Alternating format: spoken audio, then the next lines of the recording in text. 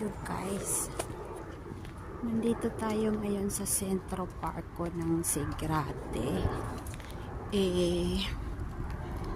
Walang magawa, gagala-gala muna ako kasi wala naman trabaho si Tia, kaya ayun, gala-gala muna. Ayan, pero tingnan natin dito. O diba, napakalinis dito. Ayan. Sobrang linis. Ayan, ito yung man-made river. Ayan. Ayun.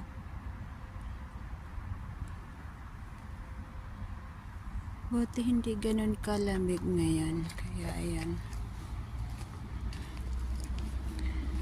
Dami maganda dito. Ayan. Masarap dito tumira sa sa Foreign Milan kasi hindi crowded. Sobrang linis.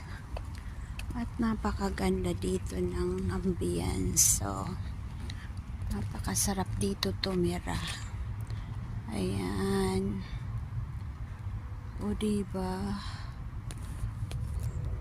Hi guys, sana mag-subscribe kayo at mag-like and share sa aking vlog. Thank you guys.